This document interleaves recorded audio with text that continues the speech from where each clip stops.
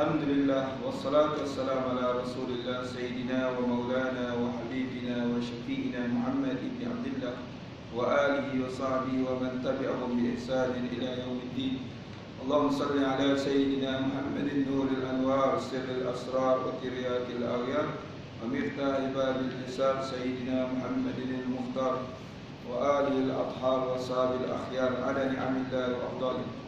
رب يسر ولا تعسر يا كريم اللهم بارك لنا في رجاب الشعبان وبلغنا رمضان ربنا هب لنا من أزواجنا وذرياتنا قرة أعين واجعلنا للمتقين إماما اللهم فقهنا في الدين وعلمنا تأويله اللهم علمنا الكتاب ربنا آتنا في الدنيا حسنة وفي الآخرة حسنة وقنا عذاب النار صلى الله على سيدنا محمد وعلى آله وصحبه وبارك وسلم أما بعد. Alhamdulillah, syukur kita kehadirat Allah Subhanahu wa taala dan selawat serta salam kehadirat Nabi Muhammad khatamul anbiya wal mursalin.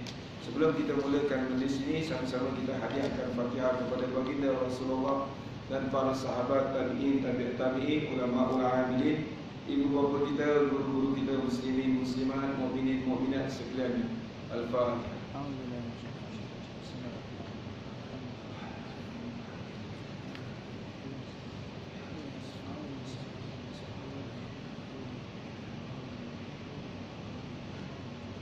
Allah Subhanahu wa taala berfirman di dalam Al-Quran yang bermaksud innama ya'muru masajidallahi man amana billahi wal yawmil akhir wa aqamas salata wa ataz zakata wa lam yakhsha illa Allah fa asa ulaika an yakunu minal muhtadin.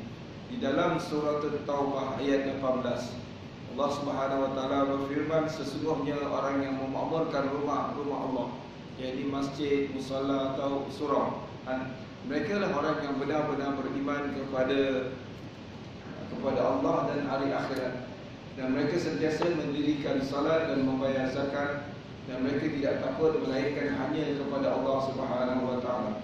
Mudah-mudahan kata Allah mereka ini mendapat petunjuk, yakni petunjuk melainkan petunjuk daripada Allah Subhanahu wa taala. Jadi alhamdulillah kita berkumpul dengan niat untuk mencari keredaan Allah, rahmat daripada Allah dan mengikut baginda Rasulullah sallallahu alaihi wasallam, menjunjung kalam Allah dan sunnah baginda Rasulullah sallallahu alaihi wasallam. Mudah-mudahan kita termasuk golongan orang yang mencintai Allah dan mencintai baginda Rasulullah sallallahu alaihi wasallam. Seperti mana firman Allah Subhanahu wa taala di dalam surah Ali Imran ayat 31, "Qul in kuntum tuhibbunallaha fattabi'uni yuhibbukumullah wa yaghfir lakum dzunubakum wallahu ghafurur rahim." Katakanlah, sekiranya kamu cintakan Allah, maka ikutlah aku, yaitu mengikut Rasulullah sallallahu alaihi wasallam. Yang sebab kita mencintai Nabi, ikut Nabi, maka Allah Subhanahu wa taala akan mencintai kita dan mengampunkan kesalahan dan dosa-dosa kita. Wallahu ghafurur rahim. Dan Allah adalah Tuhan yang Maha Pengampun lagi Maha Pengasihani. Banyak kisah-kisah sahabat Nabi yang banyak mencintai dan mengasihi baginda Rasulullah sallallahu alaihi wasallam. Antaranya sahabat-sahabat Nabi yang menjadi pelayan atau yang membawa khidmat, memberikan khidmat kepada Rasulullah sallallahu alaihi wasallam. Kita pernah mendengar Sayyidina Anas bin Malik radhiyallahu anhu, daripada kecil ibunya menghantar untuk berkhidmat untuk Rasulullah sallallahu alaihi wasallam, untuk membantu Rasulullah sallallahu alaihi wasallam, sehingga Rasulullah sallallahu alaihi wasallam berkata kepada Anas, "Wahai Anas, kamu akan diberikan umur yang panjang, diberikan rezeki yang luas dan dimasukkan ke dalam syurga." Jadi Anas ni adalah sahabat Nabi yang umur dia paling panjang, antara sahabat Nabi yang paling panjang umurnya, dan diberikan keluasan rezeki dengan anak yang ramai dan kebun tanaman yang mana kalau orang lain berbuah setahun sekali, dia kebun yang berbuah dua kali setahun. Dan juga Sayyidina Anas ni Rasulullah mendoakan dia supaya dia dimasukkan ke dalam syurga, khidmat dia kepada Rasulullah. Maka dia tanya, "Wahai Rasulullah, sekiranya aku nak bertemu kamu di sana, iaitu di alam akhirat ni, di manakah aku nak bertemu kamu, wahai Rasulullah?" Maka kata Rasulullah, "Hendaklah kamu bertemu aku di Siratul Mustaqim." Sirat hendaklah kamu bertemu aku di mizan. Mizan dulu. Mizan ni tempat ditimbangkan amalan kita. Sekiranya tak jumpa di mizan, hendak bertemu di mana wahai Rasulullah? Maka kata Rasulullah, bertemu di sirat. Sirat ni Rasulullah sentiasa berdiri di sana, mendoakan umatnya supaya semuanya selamat sejahtera. Antara doa Nabi ketika umatnya melintasi siratul mustaqim, Rasulullah bersabda dan berdoa, Allah Rabbi salim salim. Pernah dengar tak zikir ni? Rabbi salim salim. Kita amalkan. Sama-sama sebut Rabbi salim salim. Ya Allah sejahteralah, sejahteralah. Sebab di mizan, di sirat ni tempat yang paling apa? Gelap. Halus kata Rasulullah, lebih halus daripada rambut yang dibelah tujuh. Sangat tajam, lebih tajam daripada pedang. Di bawahnya kain-kain daripada api neraka. Siapa yang tidak dapat melintasi siratul mustaqim, maka dia terjatuh ke dalam jurang api neraka. Wayang sembilan misalnya. Ada orang yang laju sepatas kilat. Ada yang lalu dengan berjalan kaki, ada yang berlari, ada yang naik kenderaan, iaitu korban-korbannya yang dikorbankan kerana Allah. Jadi kita doa supaya kita ini selamat di dia siratul mustaqim. Rasulullah sentiasa berdoa. Dan anda kata kalau tak berjumpa di sirat, mana nak bertemu wahai Rasulullah? Di telaga Kausar pun, iaitu Kausar Nabi. Inna a'tayna kal Kausar. Semua Nabi ini ada telaga ini. Dan Kausar Nabi ini paling luas, paling besar. Cawan-cawannya lebih banyak daripada bintang di langit. Airnya lebih manis daripada madu, lebih putih daripada susu. Rasulullah memberi dengan tangan baginda sendiri. Maka kata Rasulullah, aku tidak beredar kecuali dengan 3 tempat. Pergi hanya 3 tempat. Sama ada di sirat, sama ada di mizan, atau di telaga Kausar. Maksudnya Rasulullah nak bantu semua umatnya.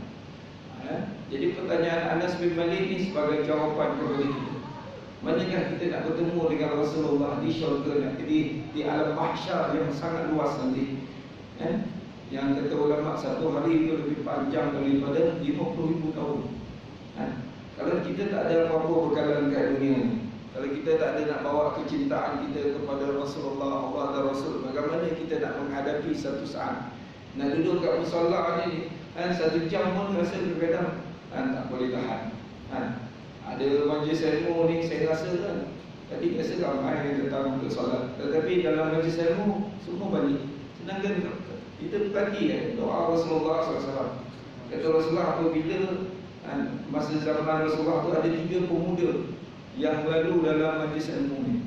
Satu dia duduk depan Nabi, satu dia duduk di belakang-belakang, satu terus balik. Apa mempedulikan majlis Allah ni? Ini majlis Allah, Allah jumpa kita pelak macam tu. Kata Rasulullah, tak kamu tahu tentang perihal 3 pemuda ni. Yang pertama, apabila dia duduk dekat dengan Allah, Allah nak beri rahmat. Dia nak rahmat Allah, Allah beri rahmat sebanyak-banyak. Semakin dekat kita dengan majlis ilmu ni, makin dekat kita dengan ulama-ulama, dengan orang-orang soleh, dengan ustaz atau asatizah ni, makin banyak rahmat kita dapat daripada Allah. Yang kedua, kata Rasulullah, kita jauh daripada majlis ilmu ni, kita duduk jauh, maka kita malu dengan Allah, Allah malu dengan kita.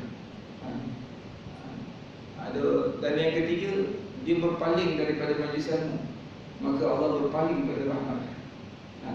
Jadi sepatutnya Allah nak beri rahmat pada kita, kita balik. Kata nak duduk dalam syurga, kena duduklah di dalam taman-taman syurga. Walaupun susah, walaupun kita tak faham, walaupun kita rasa boring, walaupun kita rasa jemu. Yang jemu tu sebenarnya daripada hawa nafsu kita. Walaupun kita rasa kita dah pandai, kita ambil tak. Imam Syafi'i lebih pandai daripada kita. Duduk dalam majlis ilmu.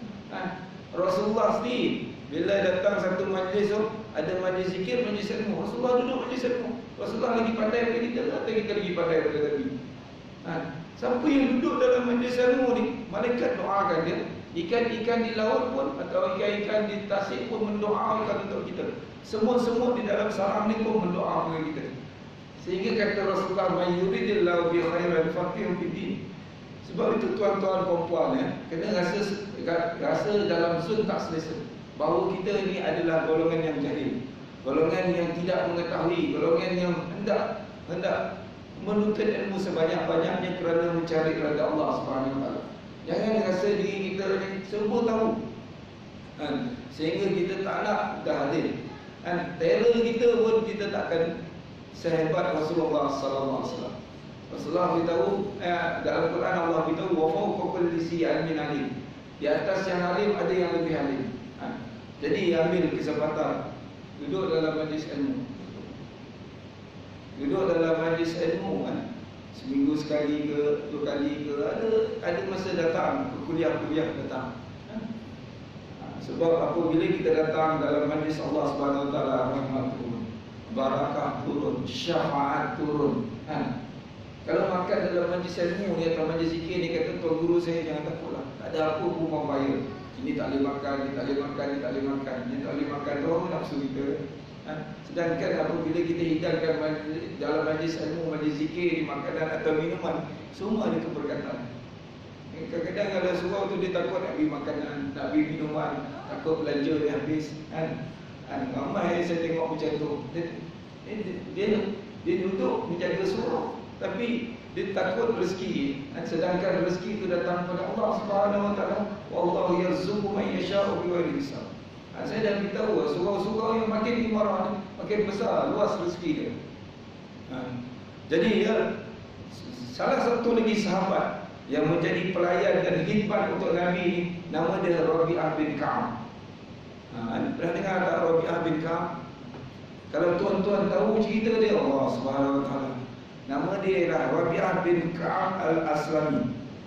Satu ketika Rasulullah Sallallahu Alaihi Wasallam bersabda kepada Rabi'ah bin Ka'ab, kuntu abitu ma'a Rasulillah Sallallahu Alaihi Wasallam فأتيته بوضوئه وحاجته فقال لي سل فقلت أسألك مرافقتك في الجنة قال أو غير ذلك قلت هو ذاك قال فأعني على نفسك بكثرة السجود رواه مسلم في صحيحه. Rabi'ah bin Ka'ab radhiyallahu anhu telah berkata, Rasulullah sallallahu alaihi wasallam bersabda kepada beliau, aku pernah bermalam bersama Rasulullah sallallahu alaihi wasallam, lalu aku menyiapkan air wuduk dan keperluan baginda. Lalu baginda sallallahu alaihi wasallam bersabda, "Usah, mintalah sesuatu. Insya-Allah Rasulullah akan cuba perkenankan." Maka saya pun menjawab, aku meminta kepadamu agar menjadi orang yang menjadi teman yang paling dekat dengan kamu di syurga. Orang yang menjadi teman yang paling dekat dengan Nabi di dalam syurga. Jadi kata Rasulullah, ada tak doa ataupun mintaan selain daripada itu? Maka dia kata, tidak ya Rasulullah, ini yang saja doa aku. Maka kata Rasulullah, boleh tak tolong aku, wahai sahabatku, iaitu bikasratis sujud, maka hendaklah kamu perbanyakkan sujud. Jadi kat sini ada lagi satu tips untuk bersama dengan Nabi, untuk menjadi jiran Nabi, untuk menjadi murafaqatan Nabi. Berapa banyak daripada kita yang berdoa supaya kita ni menjadi teman dan sahabat serta jiran Nabi dalam syurga. Subhanallah. Ada tak pernah kita berdoa, Allahumma inni as'aluka murafaqatan Nabi Muhammad sallallahu alaihi wasallam fil jannah. Ya Allah, aku bermohon supaya menjadi teman sahabat, teman yang paling karib, teman yang paling dekat dengan Nabi dalam syurga, dengan Nabi Muhammad sallallahu alaihi wasallam di dalam syurga. Amin ya rabbal alamin. Jadi Nabi tahu Rabi'ah bin Ka'ab al-Aslami antara sahabat yang paling miskin. Dia ni masa Rasulullah datang ke bumi Madinah atau Yasrib ketiga itu, dia masih kecil lagi. Bila dia tengok wajah Rasulullah kali pertama tu, dia terus jatuh cinta. Dan dia fikir dalam diri dia nak berkhidmat untuk Rasulullah SAW. Maka dalam hati dia tu, alangkah baiknya aku sentiasa bertemu dengan Rasulullah. Jadi dia ikut kuliah Rasulullah, dia ikut apa-apa saja yang Rasulullah ajar dan sebagainya. Jadi kemudian dalam hati dia berkata, kalau boleh ya, kalau boleh aku nak berkhidmat untuk Nabi supaya aku sentiasa berada dengan Rasulullah sallallahu alaihi wasallam. Jadi dia minta izin kepada Nabi dan Nabi izinkan. Subhanallah. Jadi dia sentiasa dapat melihat Rasulullah SAW, dapat berkhidmat untuk Nabi. Dan dia ni banyak menyediakan air untuk Nabi mandi, air untuk Nabi wuduk, air untuk Nabi minum. Dan dia menyediakan keperluan-keperluan Nabi yang lain.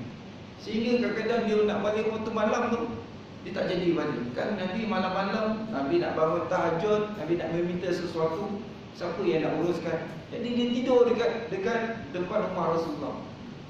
Sekiranya perlu, Rasulullah terus ketuk dia. Jadilah dia berduduk dekat situ, berbaring dekat depan Rasulullah. Sekiranya apa-apa hajat dia akan segera tunaikan. Apa yang pergi jauh. Belum ada telefon macam sekarang kan. Subhanallah. Jadi Rasulullah suruh dia kahwin. Dia kata, wahai Rabi'ah kahwin. Ya Rasulullah, aku bukan anak kahwin, aku nak berkhidmat untuk Allah. Sampai macam tu. Kali kedua Rasulullah kata kahwin lah. Dia kata tak nak ya Rasulullah, aku dah berkhidmat. Kali ketiga dia kata, wahai Rasulullah, bukan aku tak nak kahwin. Aku ni orang yang susah, siapa yang nak aku? Kata Rasulullah, nanti aku tolong pinang untuk kamu. Maka Rasulullah pinangkan untuk dia. Dan akhirnya dia berkahwin. Rasulullah kasih dia seekor kipas. Dia ambil satu butir emas. Kemudian Rasulullah pergi di tanah. Kemudian Rasulullah kata, wahai sebelum tu Rasulullah kata, wahai Rabi'ah, minta apa saja kau nak. Kau dah lama berkhidmat tu. Rasulullah ni dia akan membalas jasa kepada orang yang buat baik pada dia. Macam tuan-tuan perempuan yang datang kat sini. Perempuan tak ada lain. Sini duduk sana. Boleh tak?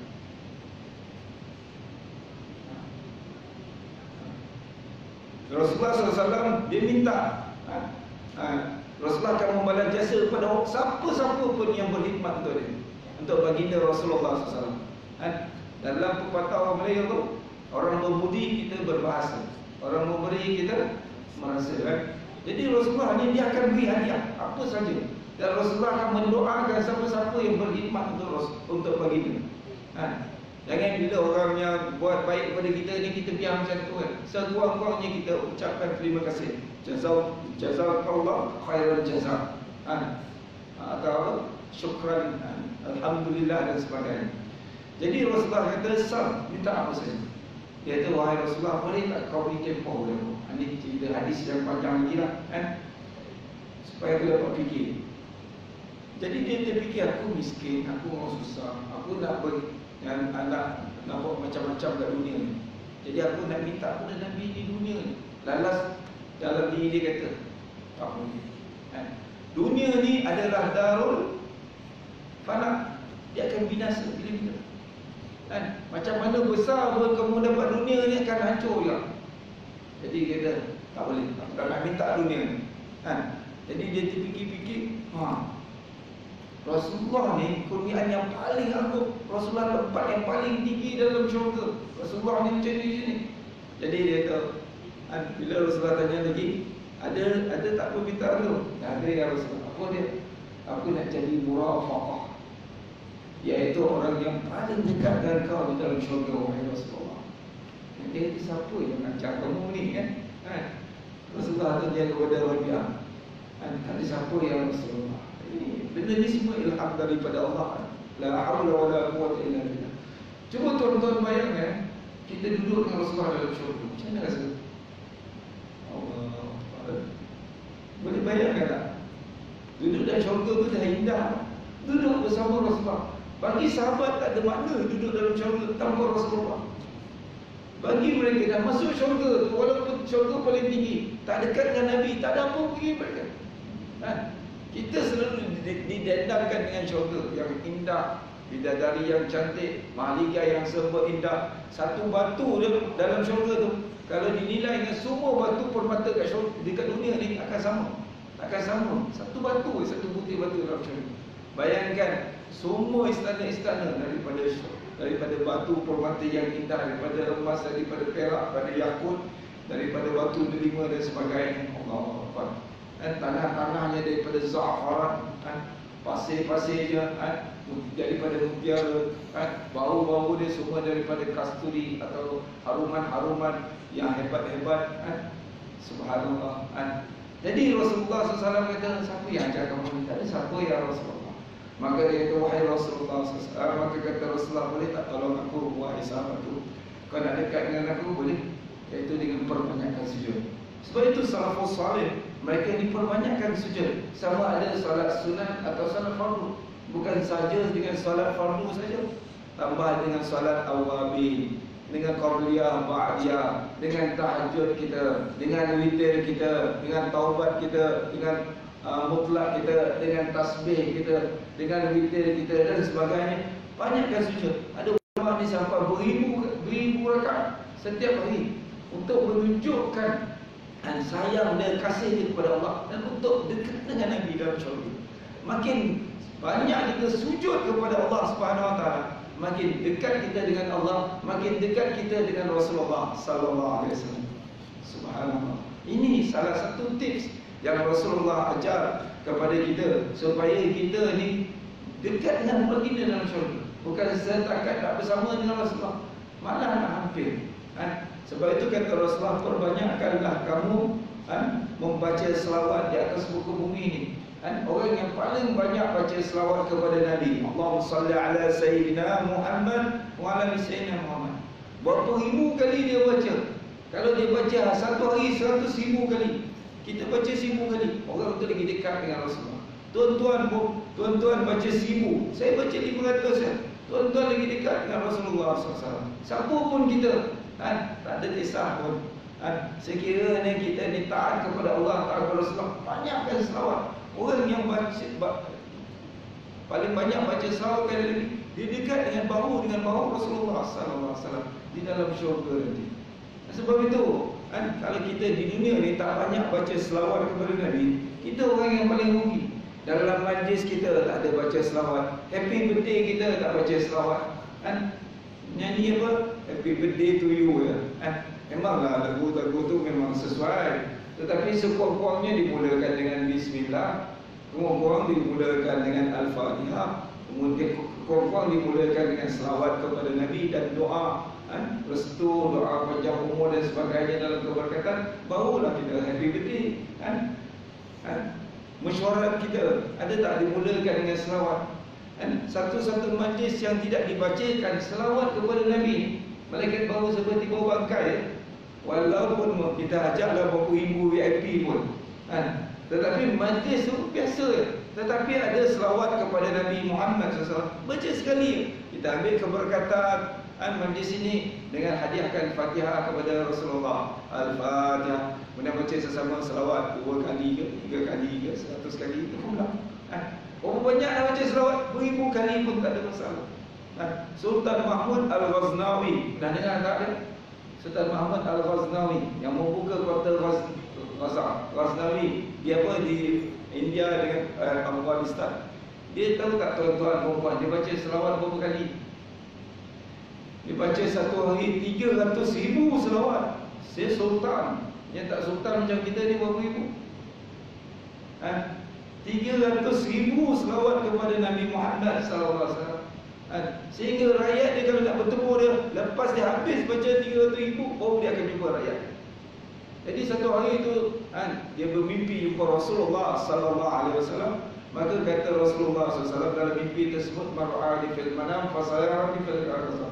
Dia kata, wahai Mahmud, kenapa kamu tak nak bertemu dengan rakyat kamu, sedangkan rakyat kamu ada urusan dengan kamu, kamu adalah khalifah, sultan dan sebagainya. Dia kata, wahai Rasulullah, aku nak baca selawat kepada kau dulu ya Rasulullah, selepas itu baru aku jumpa rakyat. Dia kata, hendakkah aku tunjukkan satu selawat, kau baca sekali sama dengan 100,000 kali, kau baca 3 kali sama dengan 300,000 kali. Maka dia kata, maka Rasulullah ajarkan selawat itu kepada Sultan Mahmud Al-Ghaznawi. Maka dia amalkan, dia baca 3 kali ya, lepas tu dia dapat bertemu rakyatnya. Selawat tu hanya satu muka ya, lebih kurang bait syair selawat. Maka dia baca tu, maka tak lama tu dia mimpi jumpa Rasulullah. Maka kata Rasulullah, wahai Mahmud, apakah amalan kamu yang menyebabkan malaikat berebut-rebut untuk menuliskan amalan? Penat nak menuliskan amalan-amalan kamu. Itu yang kau ajar Rasulullah itu selawat tersebut. Maka di situ ada ijazah selawat tersebut, iaitu ijazah Sultan Mahmud Al-Ghaznawi. Dia ada masa nanti saya akan baca. Tengok Jadi orang-orang dulu bukan sikit dia baca. Sebab itu bumi mereka barakah, perjuangan mereka barakah, pertolongan daripada Allah cepat datang kepada mereka. Pernah dengar tak Khalid Al-Walid radhiyallahu anhu? Khalid Al-Walid ni di masa jahiliyah dia berperang, dan di masa Islam berperang dia tak pernah kalah. Betul? Dia lah yang membuka kota Rom dan kota Parsi. Dua kota atau dua kerajaan yang gergasi, yang kukuh. Pernah satu ketiga dia melawan tentera Rom di Mu'tah. 3,000 tentera Islam dikuasai oleh Zaid bin Harisah. Kemudian mati syahid, diganti oleh Abdullah Rahwah radhiyallahu anhu, mati syahid. Kemudian diganti dengan sepupu Rasulullah Ja'far bin Abi Talib radhiyallahu anhu. Pegang panji Islam, kena pancung tangan dia. Pegang tangan kiri, kena pancung lagi. Maka dia pegang, dia kepit dengan saki-baki tangan yang ada. Maka ketika itu dia tetak kepalanya. Maka Ja'far syahid. Kemudian kata Rasulullah, Ja'far telah syahid. Dan Ja'far ni Allah ganti kedua tangan dia dengan sayap-sayap daripada syurga. Maka dia datang ke saya, kepada Rasulullah, dan memberi salam kepada Nabi. Daripada Mu'tah tu di Jordan tu, dia pergi datang ke Madinah, mengucapkan terima kasih dan beri salam kepada Nabi. Dia berserta dengan para malaikat, kemudian pergi ke alam sana. Macam mana kita nak ceritakan benda-benda macam ini kepada orang-orang yang tidak percaya kepada alam ghaib, alam malaikat, alam apa? Karamah para sahabat Nabi Muhammad sallallahu alaihi wasallam. Masa itu tentera Islam hanya 3,000, bertempur dengan 200,000 tentera Rom. Rom 100,000, Arab yang bersama dengan tentera Rom yang belum masuk Islam 100,000. 200,000 lawan 3,000. Satu pertempuran yang orang kata berat sebelah. Tetapi apabila syahid 3 orang ni, panji-panji Islam itu diambil oleh seorang pemuda, kemudian diberi pada Khalid Al-Walid, dan Khalid Al-Walid merancang satu strategi yang hebat, dan akhirnya umat Islam berjaya melepasi daripada kekalahan dan akhirnya beroleh kejayaan. Subhanallah. Khalid Al-Walid. Jadi nak beritahu, Khalid Al-Walid pada zaman Sayyidina Umar Al-Khattab, dia telah diturunkan pangkatnya daripada General Commander kepada tentera biasa. Sebab masa itu kalau dia perang ya, orang Islam kata ini kalau Khalid masuk menang. Sayyidina Umar takut dia ni kalau ada satu persepsi kalau Khalid masuk ya menang, jadi takut syirik. Sedangkan kemenangan itu datang dari Allah. Wa man nasru illa min 'indillah. Tiada kemenangan kecuali datang dari Allah. Nasrun min Allah wa fathun qarib. Pertolongan daripada Allah, kemenangan yang hampir. Inna fatahna laka fathan mubina liyaghfira laka ma taqaddama min dhanbik wa ma ta'akhkhara wa yutimma ni'matahu 'alayk wa yahdiyaka siratan mustaqima wa yansuraka Allah nasran 'aziza. Sesungguhnya kami telah bukakan kepada kau, wahai Muhammad SAW, dengan pembukaan yang besar, dan Allah ampunkan semua kesalahan kau, dosa yang sebelum dan dosa yang akan datang, dan memberikan nikmat kepada engkau, wahai Rasulullah, dan menunjukkan engkau ke dalam jalan siratal mustaqim, dan menolong engkau. Allah menolong Nabi dengan pertolongan yang sungguh perkasa. Wa yansuraqallah nasran aziza. Maka Umar ni bukan dibenci Khalid, dia bukan musuh pada Khalid, tetapi sebab dia nak hilangkan persepsi umat Islam ketika itu, takut syirik kat situ. Kemenangan-kemenangan ni kita menang, kita berjaya, kita dapat straight A, kita dapat jawatan yang tinggi, kita kata ini sebab usaha kita lah. Takut syirik. Siapa yang beri tuan-tuan naik pangkat, siapa yang memberi rezeki yang ni, semua daripada Allah. Kita usaha kan. Kadang-kadang ada orang usaha tu macam tu, strategi kan. Belum lagi masa Allah lari. Sekali Allah beri, naik terus. Jadi Khalid Al-Walid tu turun. Jadi dia turun pangkat jadi tentera biasa. Dia tanya kepada tentera-tentera yang dulu masa aku jadi komander, aku jadi apa? jeneral perang. Kau susah nak jumpa aku. Betul tak? Kita kalau tentera prebet tersajen yang senang nak jumpa jeneral yang besar. Jeneral yang paling tinggi ya. Kau senang. Kecuali ayah kita jeneral senang lah kan. Adik-beradik kita Jadi ketiga itu dia kata, tahu tak, kau tanya aku sebab apa aku menang dalam setiap pertempuran dan aku tidak kalah. Dia kata tak tahu tanyalah. Dia kata tuan-tuan tahu tak? Tahu tak sebab apa Khalid menang? Tak tahu tanyalah. Khalid boleh suruh tanya. Jadi Khalid kata Rasulullah, orang yang berzikir dengan orang yang tidak berzikir seperti orang yang hidup dan orang yang mati. Kita orang Islam sentiasa berzikir, Allahu Akbar, Subhanallah, La ilaha illallah, Muhammadur Rasulullah, Astaghfirullah, Allahumma salli ala Sayyidina Muhammad wa ala Sayyidina Muhammad. Kita ni hidup. Mereka orang kafir ni tidak berzikir, mereka ni mati. Maka dia kata, aku selalu melaungkan perkataan ini kepada tentera-tentera aku. Kita adalah orang yang hidup, mereka adalah orang yang mati. Kita memerangi orang mati. Sebab itu berusaha lah. Sehingga kalau orang yang mati syahid pun hidup di sisi Allah. Wala tahsabanna allazina, dalam surah Ali Imran ayat 169 dan ayat 170. Wala tahsabanna allazina, wala yahsabanna allazina qutilu fi sabilillahi amwata. ولا تحسبن الذين قتلوا في سبيل الله أمواتا بل أحياء عند ربهم يرزقون فرحين بما آتاهم الله من فضله ويستبشرون بالذين لم يلحقوا بهم من خلفهم ألا خوف عليهم ولا هم يحزنون. ولا تحسبن الذين, jangan kamu menyangka orang yang berjihad di jalan Allah ini sebenarnya mati. Bahkan mereka hidup di sisi Allah, malah mereka diberi rezeki. Farhina bima atahumullah min fadli. Dan Allah Subhanahu wa taala kata mereka bergembira dengan kurniaan yang dilimpahkan Allah kepada mereka, dan bergembira terhadap orang yang masih tinggal di belakang mereka daripada keluarga mereka, anak-anak mereka, sahabat mereka, jiran mereka dan sebagainya, yang di belakang yang belum menyusui mereka, bahawa dia ada rasa takut dan rasa bimbang, dan mereka tidak bersedih hati. Subhanallah. Jadi tuan-tuan tahu tak, orang yang mati jalan Allah ni hidup di sisi Allah. Maka Rasulullah bagi satu tip lagi, man tamassaka bi sunnati 'inda fasada ummati falau ajrun asyhadu. Siapa yang beramal dengan sunnah Nabi, dia kerana banyaknya kebinasaan yang dilakukan oleh manusia, maka Allah beri pahalanya 100 syahid. Tadi satu syahid pun Allah gembirakan mereka, iaitu mereka ni berjuang di jalan Allah. Kalau mati syahid dan mereka ni hidup di sisi Allah, pahala diberi rezeki. Tetapi ada satu amalan yang mana tuan-tuan boleh mendapat, adik-adik boleh mendapat pahala syahid, iaitu banyak amalkan sunnah. Rasulullah pakai jubah, kita pakai jubah. Kerana Allah bukan sebab kita baik. Kita bukan ikut sama-sama, kita ikut Nabi. Rasulullah pakai rida, kita pakai rida. Rasulullah pakai minyak atar, kita pakai minyak atar. Bila kita pakai itu, aku pakai kerana Allah dan ikut sunnah baginda Rasulullah.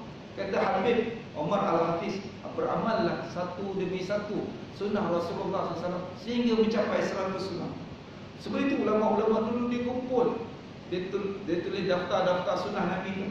Apa yang sudah buat, dia sehingga semua dia boleh buat daripada sunnah Rasulullah. Walaupun kita pakai sekali semua hidup, serban sekali kita semua hidup, maka kita pernah beramal dengan sunnah Rasulullah. Ini sebagai bukti tuan-tuan, bukti kecintaan tuan-tuan, adik-adik semua dengan sunnah Rasulullah SAW, dengan Nabi sendiri. Pada zaman Sayyidina Nabi Allah Musa alaihissalam, ketika Nabi Musa nak menyeberangi Laut Ahmar,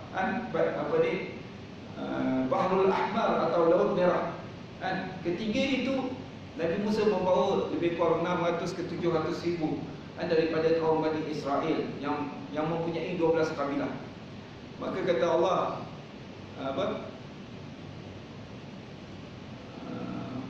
pukullah laut, fanfajarat min husnata 'ashrat a'inah. Maka terbelah laut ini sebagai 12 jalan. Maka Nabi Musa dapat menyeberangi dan kaum Bani Israel. Nabi Musa punya tongkat tu, saya rasa tinggi ni. Saya pernah tengok dekat Museum Kapal Turki. Lepas tu hujung dia macam, kalau kita ikut Nabi Musa masa tu lah, kita rasa yakin ke tak yakin? Kan? Belum tentu keyakinan ni Allah. Sebab itu kita kena yakin Nabi kita ni. Kita pernah tak tengok lihat Nabi kita? Tapi kenapa kita nak ikut sunnah? Kita tak pernah bertemu Nabi. Kenapa kita cinta? Cinta itu datang dari Allah. Berapa ramai orang kat sini, tetapi bila nak cinta Syama'il Muhammadiyah, anak datang. Sebab apa? Mereka rasa mereka dah faham tentang kecintaan dia kepada Rasulullah. Tak ada. Cinta kepada Nabi ini kena belajar, kena faham. Allah campakkan kecintaan tu supaya kita ni, keluarga kita ni semua cinta Rasulullah SAW. InsyaAllah kita akan sambung selepas azan, insyaAllah.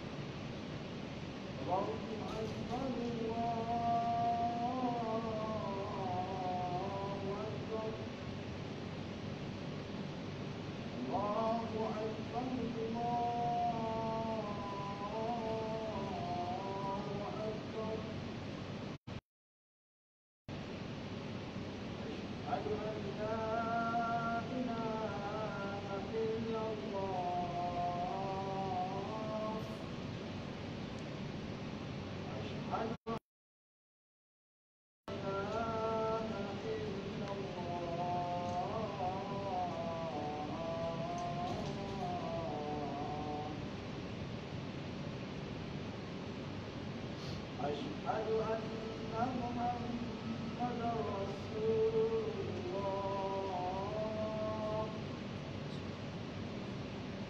أشهد أن محمدا رسول الله.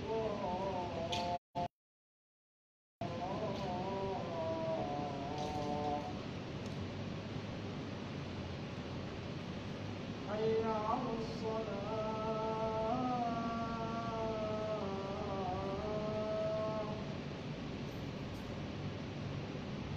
حي على الصلاة.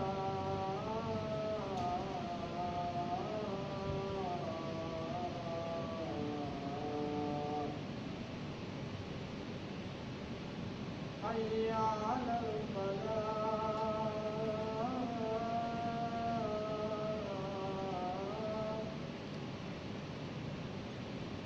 حي على الفلاح.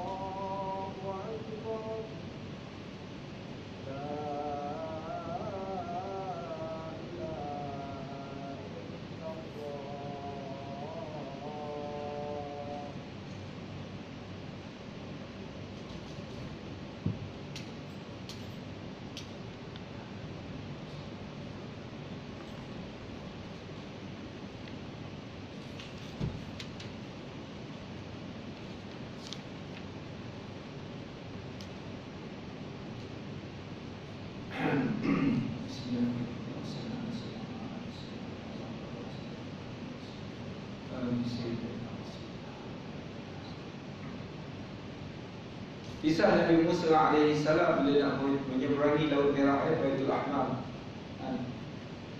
Maka ketika itu Allah SWT memerintah, "Istasqa Musa liqaumihi faqulna idrib bi'asakal hajar fanfajar minhu 12 'aina." Ini ketika Nabi Musa nak beri minum kepada kaumnya, maka pukul dekat batu, maka terpancar 12 mata air. Kemudian ada satu ayat pula, terus Nabi Musa ni dia pukul dekat laut, maka laut terbelah. Terbelah berapa? 12. Maka ketika itu Nabi Musa dan kaum Bani Israel semua seberang dengan selamat. Dan laut yang sama ketika itu menyelamatkan Nabi Musa dan kaum Bani Israel seluruhnya. Dan laut yang sama juga menghancurkan Fir'aun dan bala tentera. Tengok tentera Fir'aun 1 juta lebih. Bayangkan dia punya senjata yang hebat dan sebagainya. Dan Nabi Musa ni bawa Bani Israel ketika itu banyak yang menjadi apa? Hadam-hadam yang berkhidmat untuk Fir'aun ketika itu. Dengan bala tenteranya, dengan kereta kudanya. Sampai sekarang ada kereta kuda dia dekat laut Bahrul Ahmar. Yang terbukti bahawa kesan sejarah itu adalah benar, bahawa dijumpai. Dan jasad Fir'aun itu dibawa dibuat kajian dan akhir sekarang diletakkan di Museum Ramses di Tahrir. Tetapi daripada sebanyak-banyak tentera Fir'aun itu hanya seorang yang selamat. Nama dia siapa? Dia adalah pelawak Fir'aun. Dan dia suka pakai pakaian seperti Nabi Musa. Dia pakai tongkat, dia bercakap seperti Nabi Musa, dia berjalan seperti Nabi Musa, dia memakai pakaian seperti Nabi Musa. Tapi bila pelawak dia nak buat lawak Tapi ketika itu dia selamat. Maka ketika itu kaum Bani Israel tanya, wahai Nabi Musa, semua mati ini seorang yang selamat ni. Sebab apa? Maka Nabi Musa ni kalimullah. Dia bertanya kepada Allah. Maka kata Allah, wahai Musa, bagaimana aku nak menghancurkan ini, sedangkan dia menyerupai seperti kekasih. Jadi tuan-tuan dan puan, daripada kisah ini boleh nampak walaupun kita ni bukanlah orang yang baik, kita ni bukanlah orang yang banyak buat kebajikan setiap hari seperti Nabi. Kita ni dengan Nabi ni jauh panggang daripada api lah, senang. Antara langit dan bumi pun tak sama. Tapi buatlah sesuatu yang boleh kita membuktikan kecintaan kita kepada baginda Rasulullah SAW. Apa saja, seperti akhlak Rasulullah, seperti pakaian Nabi, apa yang Rasulullah suka dan sebagainya, apa yang Rasulullah rindu dan sebagainya, apa yang Rasulullah doakan, apakah zikir-zikir yang dibaca oleh Nabi, apakah benda-benda yang Rasulullah suka, kenderaan yang Rasulullah naik. Rasulullah pernah naik unta. Tuan-tuan pernah naik unta? Rasulullah pernah naik kuda. Pernah naik kuda? Rasulullah suruh naik keldai. Kita pernah naik keldai? Oh tak. Ini semua tak sepadan dengan kita ni. Keldai. Rasulullah pernah naik bagal. Kita pernah naik bagal? Kita pernah beli bagal kan? Kadang dia semua orang pakai apa? Perkataan macam tu. Itu sebenarnya kenderaan Nabi Sallallahu Alaihi Wasallam. Rasulullah suruh ajar anak-anak kita memanah, berenang, apa lagi, berkuda dan sebagainya. Kita belajar. Rasulullah suka berjalan kaki. Apa salahnya apabila kita berjogging ke atau kita berjalan kaki? Kita niat kerana Allah Subhanahu Wa Taala, kerana sunnah Nabi Muhammad SAW. Tetapi banyak permainan yang kita masuk, hatta nak berjalan kaki ke, berjogging ke, kita tak pernah nak ikut sunnah Nabi. Kalau aku berjogging, aku jalan kaki kerana nak kuat stamina, kerana nak riyadhah, kerana nak keluar peluh. Apa salahnya kita ubah sikit niat kita? Kerana Rasulullah suka berjalan kaki. Tahu tak tuan-tuan dan puan, daripada daripada Madinah ke Masjid Quba ni, jaraknya lebih kurang 3 ke 5 kilometer. Kadang-kadang Rasulullah pergi ke sana tiap-tiap minggu berjalan kaki. Kadang-kadang Rasulullah naik kenderaan jauh tu, pergi 3 km, 5 km, pergi balik lagi 5 km. Subhanallah. Kita kadang-kadang dekat-dekat tu tak nak pergi, jalan kaki. Oh, masjid jauh. Padahal tu gua ni naik lift tu sampai masjid. Sampai suruh jauh gitu. Subhanallah. Ada seorang sahabat nama dia Sauban, dia kata Syaban, wallahu a'lam. Dia ni setiap hari dia akan pergi ke masjid. Dianggarkan perjalanan dia daripada rumah dia ke masjid Nabi ni, lebih kurang 3 jam perjalanan. Dia tak pernah miss. Satu hari tu dia akan duduk di penjuru paling kanan supaya orang tak kacau kat situ. Rasulullah dah tahu dah, dia aim tempat itu. Satu hari Rasulullah kata, mana Syaban ni? Dah lama tak nampak. Kita sembahyang subuh ni, masa tu sembahyang subuh, Maka kata Rasulullah SAW, kita tunggu dulu. Tapi dekat-dekat nak habis subuh dah, kata Rasulullah, semayang dulu bagi kita ziarah. Jadi habis semayang subuh tu, Rasulullah ajak berzikir tu, Rasulullah ajak sahabat-sahabat pergi rumah Sya'ban. Siapa tahu rumah Sya'ban? Dia kata sahabat pergi. Perjalanan tu jauh, daripada waktu subuh tu sampai ke waktu duha, sampai perjalanan. Jadi ketuk pintu dia, Assalamualaikum. Isteri dia buka, Waalaikumsalam. Kata Rasulullah, mana Sya'ban? Tak ada dia, Rasulullah meninggal. Maksudnya dia memisahkan dengan solat dengan masjid Nabi ni hanya dengan sebab kematian. Tiap-tiap hari dia pergi sana yang subuh, zuhur, asar, maghrib, isyak. Kata Rasulullah, 7 golongan yang mendapat naungan daripada syurga ni, orang yang sentiasa terikat hati dia dengan masjid. Ada tak hati kita ni sentiasa dengan masjid kita ni? Surau kita ni. Termasuk saya tanya diri saya sendiri lah. Saya tanya tu, tuan-tuan, kita belum lagi. Kalau kita tak sempat kat sini, kita dekat masjid, dekat tempat kerja kita, dekat tempat pejabat kita, dekat tempat sekolah kita, itu pun kadang-kadang kita rasa malas juga. Kita kena paksa nafsu kita ni supaya ikut Nabi, ikut syariat Allah Subhanahu Wa Taala. Paksa nafsu kita ni memang kena latih tarbiyah. Sebab nafsu ni bila diciptakan oleh Allah Subhanahu Wa Taala, direndam dekat laut. Kata Allah, siapa aku, siapa kau? Aku, kau. Kata nafsu. Dipenjarakan 1000 tahun lagi. Siapa aku, siapa kau? Allah tanya ni. Nafsu kata, aku, kau. Dia punya belagak. Sekali dia diberikan kelaparan, diberi puasa selama 1000 tahun. Siapa aku, siapa kau? Kau ialah Allah, aku nafsu. Baru dia mengaku diri dia nafsu. Nafsu kita ni memang kena tarbiyah supaya dia ikut jalan Allah dan Rasul. Nafsu kita ni ialah musuh kita yang paling hebat sekiranya tidak ditarbiyah di jalan Allah Subhanahu Wa Taala. Tapi bila nafsu kita ditarbiyah ke jalan Allah tu naik daripada nafsu ammarah, lawwamah, sampai mulhamah, radiyah, mutmainnah. Subhanallah. Ya ayyatuhan nafsul mutmainnah, irji'i ila rabbiki radiyatan mardiyah, fadkhuli fi ibadi wa kulli jannah. Nafsu berarti nafsu para nabi, nafsu kami. Subhanallah. Kalau kita ada nafsu mutmainnah, redha, tenang jiwa kita ni. Subhanallah. Mardiyah, radiyah, 3 nafsu ni yang paling hebat. Mutmainnah, radiyah, mardiyah dengan yang keempat kamil. Yang 3 ni kita ada lagi. Sama ada ammarah, lawwamah, mulhamah. 7 peringkat nafsu. Kalau kita dapat tarbiyah nafsu kita kepada mutmainnah tu pun dah lapang dah. Cuba buka di dalam tafsir surah Al-Fajr, ya ayyatuhan nafsul mutmainnah. Allah seru nafsu tu dengan perkataan yang paling lunak. Wahai jiwa-jiwa yang tenang, irji'i ila rabbiki radiyatan mardiyah. Kembalilah kepada Tuhanmu dengan keadaan yang mardiyah, radiyah. Fadkhuli fi ibadi wa dkhuli jannati. Masuklah wahai hamba-hambaku, masukkan ke dalam syurga. Subhanallah. 3 dan 4. Sebab itu saya dengan tuan-tuan bersama. Tuan-tuan mungkin lagi baik pada saya. Adik-adik ni lagi baik, lagi tak ada dosa. Tapi kita kena tarbiyah diri kita. Cuba cinta kat Nabi. Atibu auladakum salasa khisal, hubbu nabiyyikum wa hubbu ahli bait. Tilawat Al-Quran.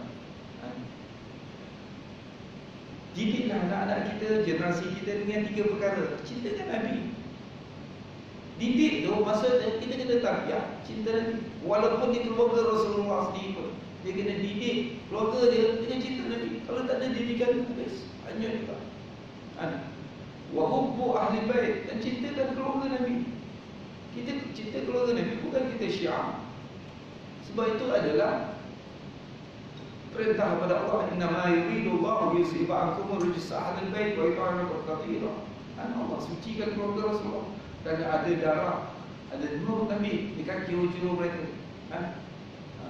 Yang ketiga, kita ajar anak kita Quran. Orang Syiah ni tadi Dia cinta ahli bait, tapi dia tolak sahabat. Berapa orang sahabat dia cinta, yang lain dia hina. Sedangkan kata Rasulullah, wala tasubbu ashabi, jangan kamu benci sahabat-sahabatku. Kalau kamu ada emas sebesar gunung Uhud, kamu infakkan setiap hari untuk apa? Untuk melakukan kebaikan. Bukan jalan lain, kebaikan. Setiap hari ada emas. Ada tak emas sebesar Bukit Uhud? Siapa yang ada emas 1 kilo? 1 kilo pun ada. Siapa ada emas 1 kilo? 1 gram RM100. Kita letaklah 200. Kalau ada 1 kilo, dah beli banglo lah. 200,000 lah. Banglo dekat kampung-kampung tu boleh beli lah. 1 kilo. Ini satu besarnya sebesar Bukit Uhud. Bukit Uhud tu panjang dia 6 km. Tinggi dia lebih kurang 800 meter. 800 kaki. Kalau ada emas kita infakkan setiap hari, tak sama dengan seorang sahabat Nabi yang menginfakkan 1 mud atau setengah pada mud, 1 cupak atau setengah pada cupak yang daripada gandum, beras dan sebagainya. Sebab itu jangan hina sahabat. Kita nak jadi ahli sunnah wal jamaah, jangan hina sahabat. Kita tak tahu kisahnya, jangan Muawiyah diteruk lah, tak boleh. Muawiyah bin Abi Sufyan radhiyallahu anhu antara penulis wahyu Rasulullah. Dengan sebab jasa dia kita boleh baca Quran. Dan dia adalah sahabat yang sangat cinta, tetapi sebab pengaruh-pengaruh Syiah dan sebagainya dihina Muawiyah bin Sufyan. Makamnya di Damsyik, Nazirah makamnya. Kena pergi kat sana. Dan disembunyikan makamnya sebab orang Syiah tahu, dia akan ludah. Auzubillah min zalik. Sahabat Nabi seperti Sayyidina Abu Bilal bin Rabah, makam dia dekat mana? Bukan dekat Madinah. Walaupun dia tiap-tiap hari azan atau muazzin Nabi, tiap-tiap hari macam tadi. Kita mahu muazzin tak? Setiap hari. Bilal bin Rabah ni setiap hari. Nama sahabat Nabi yang jadi tukang azan ada berapa? Antaranya Bilal bin Rabah ni satu. Abdullah bin Maktum, buta mata. Dia tanya, wahai Rasulullah, aku buta mata ni, boleh tak kau berikan aku kelonggaran tak nak pergi masjid, nak sembahyang jemaah? Kata Rasulullah, okeylah, sebab kau buta kan. Kemudian Rasulullah pergi balik ke dia, tadi kau dengar tak azan daripada rumah kau sampai ke sini? Dia terdengar, ya Rasulullah, wajib juga pergi. Maksudnya buta pun tak ada excuse tak nak pergi solat Jumaat. Di solat Jumaat lah, solat jemaah. Tadi dah ada keluar fatwa kan, kat negeri mana lah, tidak boleh solat Jumaat pada hari ini kerana apa? Ada virus kan. Jadi nak tengok kan, buta mata pun kena pergi sebab dengar azan. Umi Maktum tu tak ada excuse dia untuk dia meninggalkan solat Jumaat. Jadi solat Jumaat atau solat Jumaat kan. Jadi Bilal bin Rabah ni selepas Rasulullah wafat ni, dia tak boleh duduk dekat Madinah. Semua dia pandang, semua dia nampak Rasulullah. Dia tinggal Nabi, dia tengok rumah Nabi. Rumah dia dah lah dekat dengan rumah Rasulullah. Dia tiap-tiap hari bangunkan Nabi untuk solat subuh. Nabi dah bila Nabi solat apa? Solat tahajud, Nabi mulakan dengan solat yang ringkas. Kalau Allah kerja macam tu kan. Kemudian Rasulullah mulakan dengan solat yang panjang. Panjang ni berapa rakaat? Sahabat pernah ikut Nabi sembahyang. Lepas Fatihah baca Al-Baqarah. Bukan Alif Lam Mim saja sampai 5 ayat tu habis 286 ayat. Kemudian sambung dengan Ali Imran. Kita pernah buat tak? Kemudian sambung dengan surah An-Nisa. Ali Imran 200 ayat, An-Nisa 176 ayat. Kemudian ingat dah berhenti lah, sambung lagi dengan Maidah. Berapa surah? Al-Baqarah, Ali Imran, An-Nisa. An-Nisa lagi apa? Lepas tu Al-Maidah. Lebih kurang 6 ke 7 juzuk. 6 ke 7 juzuk.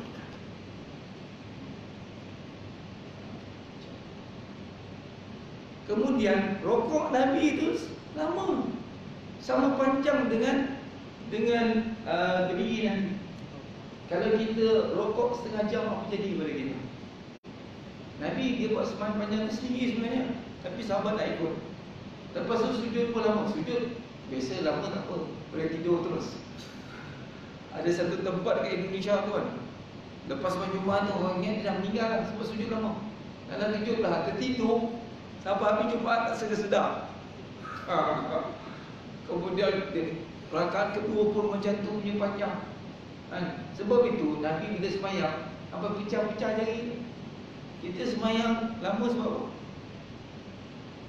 Kita pernah sembahyang lama, mungkin tasbih. Itu pun jangan berlaku pada diri kita kan. Betul tak? Kalau dah imam baca Baqarah kan rasa macam mana perasaan kita kat hati. Lah imam ni bila dah lecet ni. Bukan pendek lah suka. Itu ahli syurga tuan-tuan. Orang yang pertama sekali masuk syurga. Kita ni yang tak ada, belum tentu lagi macam mana sembahyang kita. Subhanallah. Sampai Sayyidatina Aisyah kata, wahai Rasulullah, engkau ni sembahyang sampai bengkak-bengkak jari kau ya Rasulullah. Macam ni kau sembahyang, sedangkan kau dijanjikan syurga oleh Allah, kau diampunkan dosa-dosa kamu ya Rasulullah.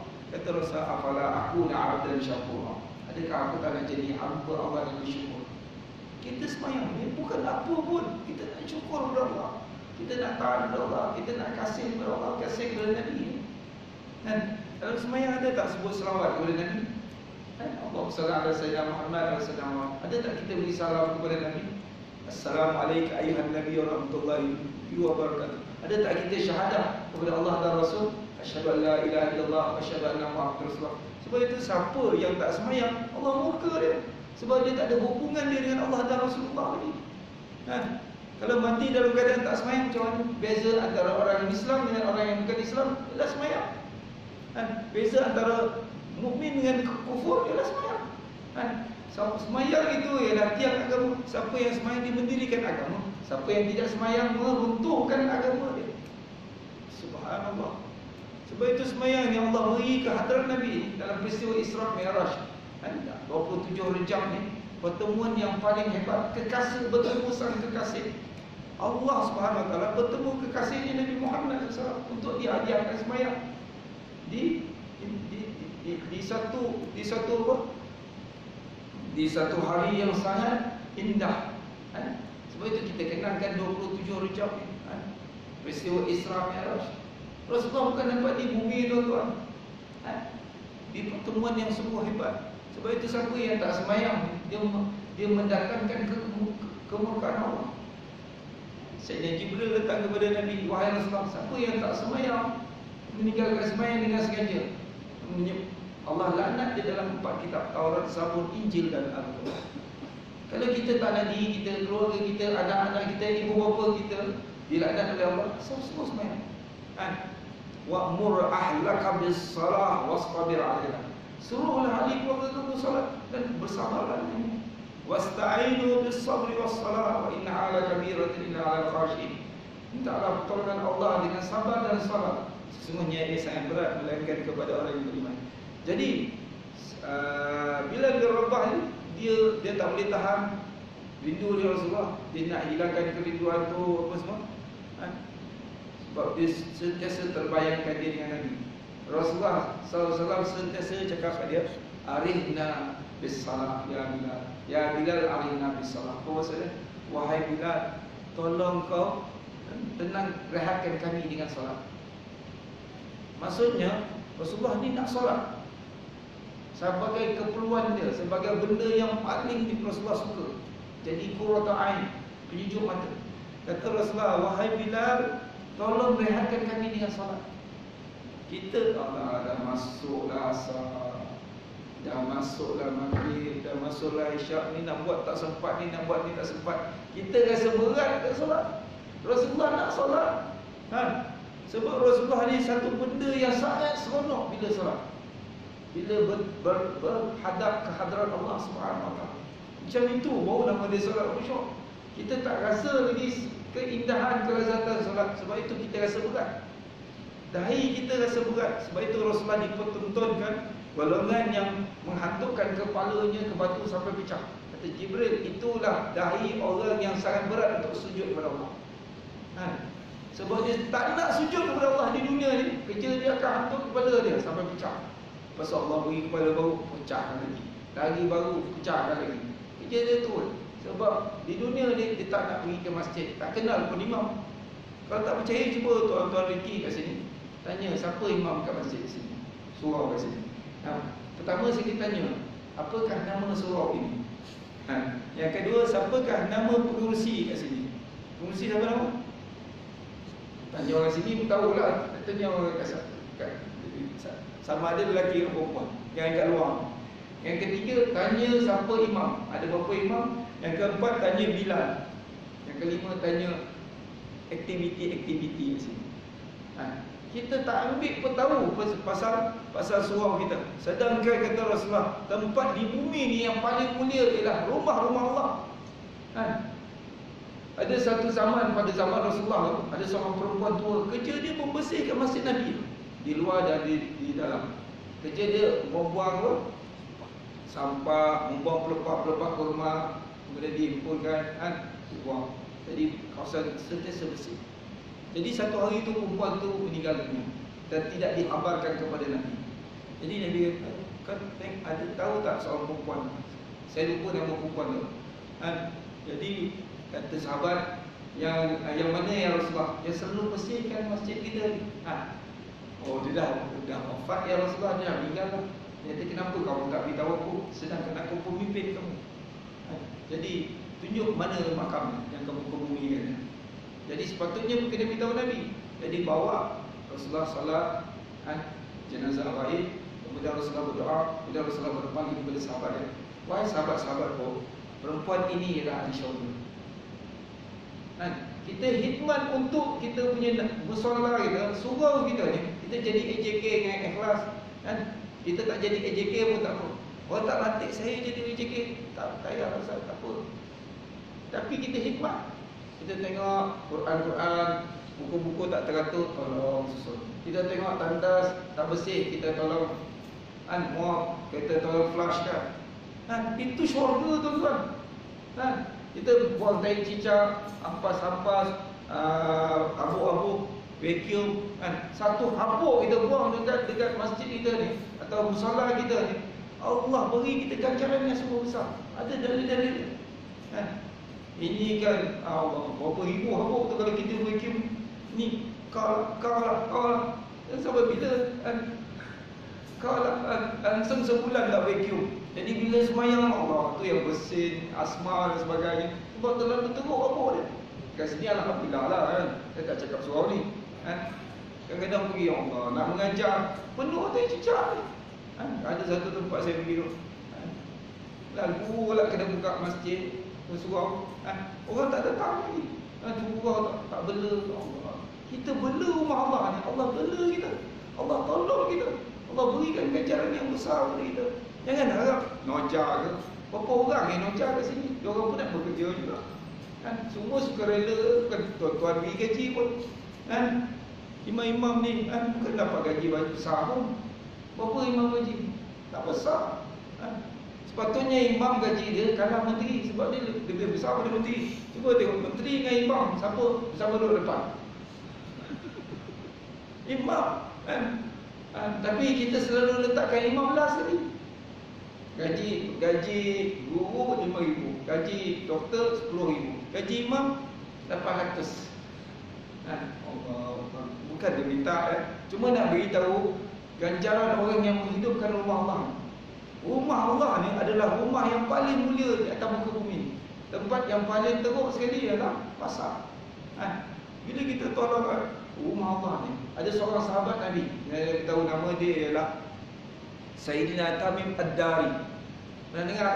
Yang bertemu dengan Dajjal. Dia sahabat Nabi ini, dia sebelum dia masuk Islam ni, dia Kristian, dia Masihi. Jadi dia pergi dekat satu kawasan di Teluk Arab ni. Dia punya kapal kena apa? Kena ditipu ombak. Maka dia terdampar kapal dia dekat satu pulau, bertemu dengan Jasasah dengan Dajjal. Kemudian dia balik, dia jumpa Rasulullah, dia beritahu kisah. Rasulullah panggil semua sahabat, dia kisahkan balik apa kisah Tamim Ad-Dari. Antaranya kata Dajjal, 4 alamat yang aku akan keluar. Yang pertama tentang tasik Tiberias di Palestin, adakah akan kering? Kalau dia kering, tunggu kemunculan itu. Yang kedua, kebun Tamar Baizan di Palestin juga. Kalau dia tak berbuah lagi, tunggu kedatangan itu. Memang sekarang dia tak ada buah. Tasik Tiberias ni tinggal lagi berapa meter je ke dalam dia. Dan hampir-hampir kering. Sebab sekarang ni Israel berharap daripada telaga tu sampai sekarang ni dah tinggal sikit je. Dia orang terpaksa catur air. Nak kosong gigi pun catur dah dekat Israel. Yang ketiga ialah kata Dajjal ni ialah air mata Zaghur kan? Dah tak ada lagi keluar air dah. Dan yang keempat dia kata, adakah seorang Nabi telah keluar di tengah-tengah kamu di negara Arab ni dan dia diperangi oleh kaum dia sendiri? Dia kata ya, itulah Nabi Muhammad. Kata Dajjal, ikut lagi, dia adalah benar. Dajjal pun ikut Nabi. Faham tak? Kenapa kita ikut Dajjal lah? Liberal tu semua dia punya sistem.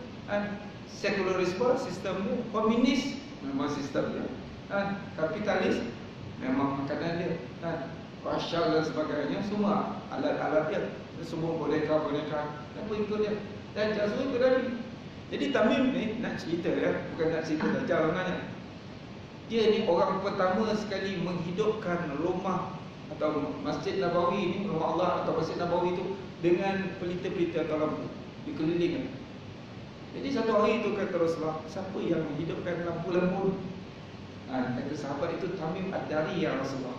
Jadi Rasulullah panggil, wahai Tamim di sini, kau ke yang pindahkan surau masjid ni, kau ke pasang lampu-lampu di sini? Dia kata ya Rasulullah.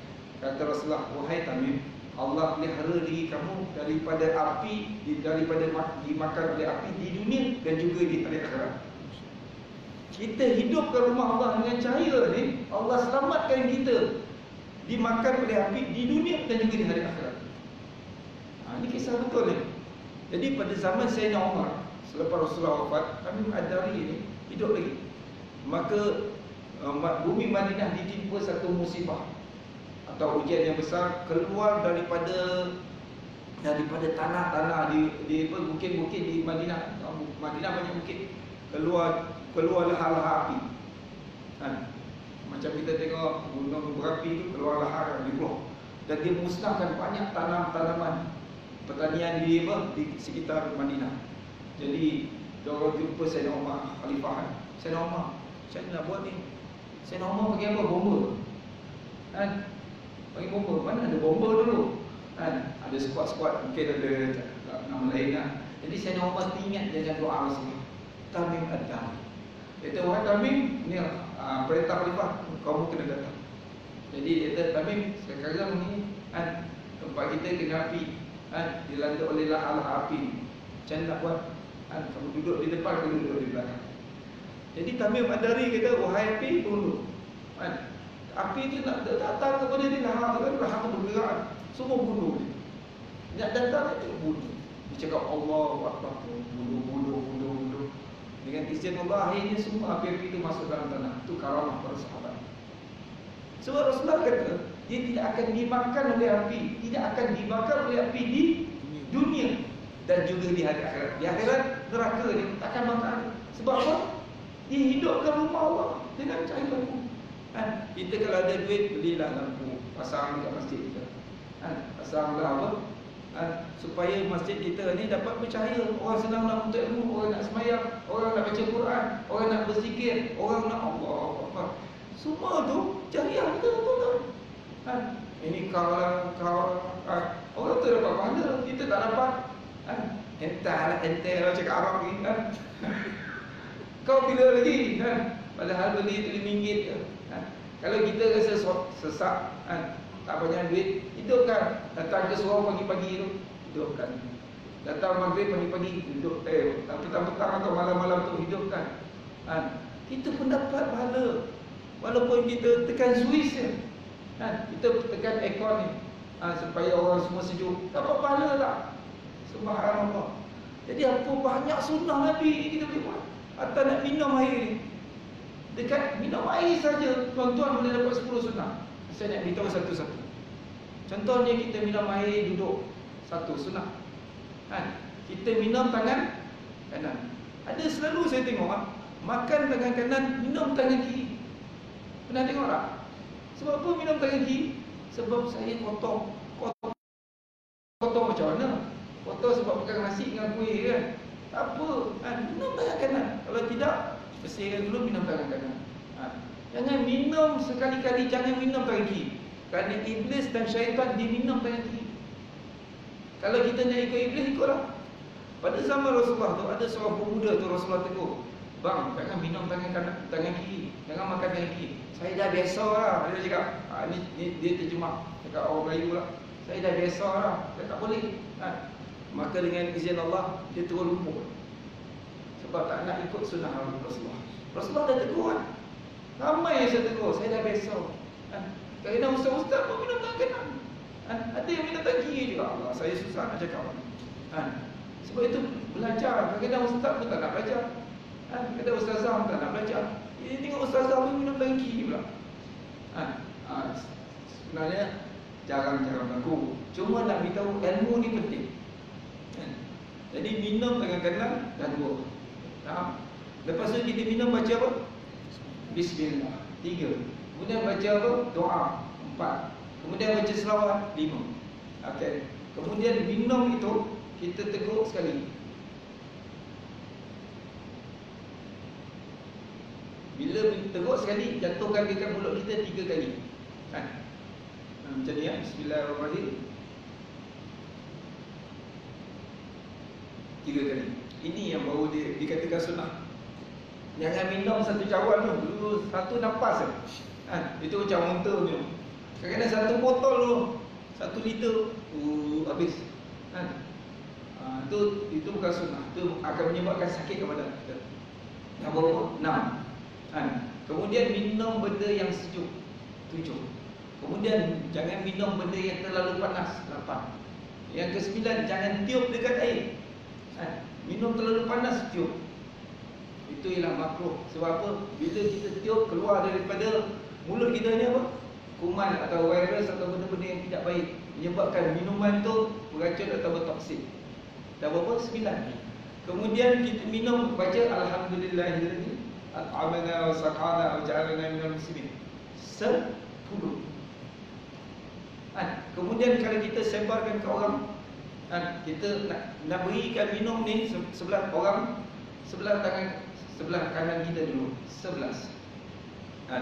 Kalau ada 2 orang sahabat kita kanan kiri, ulurkan di kanan dulu. 11 kan. Kemudian kongsi minuman. Saya minum, lepas tu kawan kita minum dalam bejana atau bekas yang sama. 12. Kemudian Syekh Syarawi kata, siapa yang minum baca bismillah. Bismillahirrahmanirrahim. Alhamdulillah. Lepas tu bismillahirrahmanirrahim. Alhamdulillah. Bismillahirrahmanirrahim. Alhamdulillah. Selagi air itu ada dalam badan kita ni, Allah pelihara kita daripada semua maksiat. Daripada minuman saja tuan-tuan. Subhanallah. 13, minum air yang manis. Rasulullah suka minum benda yang manis-manis. 13. Allah. Kemudian apa yang Rasulullah suka minum? 14, susu. Kalau tuan-tuan tak suka minum susu, jangan benci susu. Aku tak suka susu, tak boleh. Sebab dia adalah minuman Rasulullah. Kalau kita tak suka, kalau kita tak minum, kita diam dan kasih ke orang, sedekah.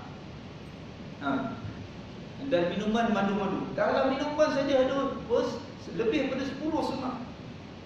Kalau kita belajar Syama'il Muhammadiyah, itu dekat minuman ni, belum makanan ni, belum pakaian ni, boleh tak dapat 100 sunnah. Subhanallah. Jadi amalkan sunnah. Jadi kita belajar Syama'il Muhammadiyah supaya kita ikut dan cinta Nabi. Saya nak baca sikit dia kitab ni. Saya harap tuan-tuan kat sini belilah kitab. Miliki ya. Kitab ni harga hadiah dia lebih kurang 38 ringgit saja. Boleh pesan dekat apa Tuan Hisham atau AJK Masjid sini. Atau sini pun boleh, surah sini boleh uruskan. Sebab apa? Selagi kitab ni ada kat rumah kita ada sanadnya. Yang kedua, kita selagi ada nama Nabi, selawat kepada Nabi, selagi itu malaikat berdoa tu. Jadi kitab ni siapa beli ni memang dah terus dapat sanad. Bertulis daripada Al-Muhaddis Dr. Mahmud Said Mamdouh kat sini. Kalau tak kerti dah baca, tanya saya. Sebab dia tulis dalam tulisan Rika'ah. Jadi saya baca hadis yang ke-6 muka surat 7. Kita baca 2-3 hadis. Mudah-mudahan kita dapat ambil berkat sunnah Nabi dan mengamalkannya insya-Allah. Sayyidina Ali bin Abi Talib menceritakan mengenai sifat Rasulullah. Lam yakun Rasulullah sallallahu alaihi wasallam, dengan Nabi SAW sallallahu bitawilil lam yakun Rasulullah sallallahu alaihi wasallam bitawilil marid atau al-mumaghatan wala bil qasir al-mutaraddid wa kana rab'atan min al-qaum wa lam yakun bil ja'di al-khatar wala bis sabti kana ja'dan rajulan wa lam yakun bil mutahhab wala bil mukalsam wa kana fi wajhi tadwir. Rasulullah sallallahu alaihi wasallam, ini cerita tentang fizikal Nabi. Rasulullah sallallahu alaihi wasallam tidak terlalu tinggi dan tidak terlalu rendah. Jadi bentuk tubuh Nabi ni ideal, bukan terlalu tinggi lampai atau rendah yang pendek kan. Baginda bertubuh sederhana dalam kalangan kaumnya. Sederhana, tengok sangat ideal, sangat sempurna kan? Rambut baginda tidak kerinting bergulung dan tidak pula juga lurus kaku. Jadi rambut Rasulullah ni ikal kan? Melainkan ikal beralun.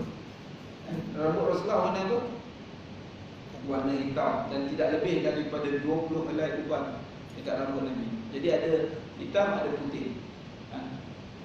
Sahabat dicinta Nabi ni, dia bilang uban Nabi. Kita ada uban tak? Ada tak pernah kira uban dia? Atau suruh isteri kita ke atau keluarga kita, tolong kira uban aku? Ada tak? Sampai sahabat ni dicinta, dia kira uban lagi. Kita ada tak orang nak kira uban kita? Nak bayar apa kita tak kira kan? Tak pernah kira uban. Tak ada kan? Cintanya kan? Sebab uban Nabi ni, dia lain dengan kita. Tahu tak? Rambut Rasulullah ni, setiap rambut ni kalau dia tidak diawetkan, dia boleh tahan 80 tahun ikut kajian saintifik kan? Oh, rambut Rasulullah tak ada awet, boleh tahan sampai sekarang. Yang kedua, rambut Rasulullah ni, kalau kita ambil air zam-zam, kita letak kat bekas air zam-zam, kita letak kat mangkuk putih, kita letak rambut Rasulullah, kita sulurkan dia dekat cahaya, dia tidak akan ada banyak. Itu rambut yang asli, original. Sebab itu rambut yang Rasulullah yang original ni, dia ada sanad, dia sampai Rasulullah. Sebab Rasulullah ni bila tahallul ketiga, habis rukun haji tu, last kali kita tahallul, sahabat bersusun sebelah kanan dan sebelah kiri untuk tunggu, untuk ambil giliran ambil rambut Rasulullah. Siapa yang beri rambut tu? Rasulullah sendiri. Rasulullah kata, tolong beri rambut ni juga kepada isteri dan anak-anak keluarga tu. Siapa yang suruh ambil berkat ni? Nabi. Ini ambil berkat ni tak boleh lah apa. Siapa kata tak boleh?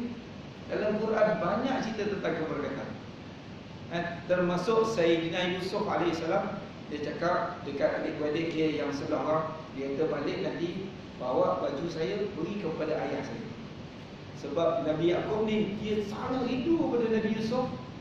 Sebab Nabi Yusuf hilang lama, dia menangis sampai dia buta.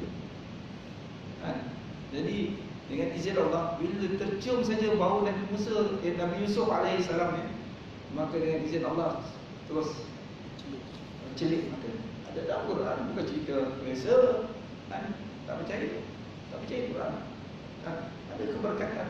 Ketiga, Allah SWT nak lantik satu raja daripada Bani Israel selepas Nabi Musa tu. Nama dia ialah Talut. Maka orang-orang tak boleh terima Talut ni, sebab dia orang biasa, orang kebanyakannya, dan dia bukan orang yang berharta.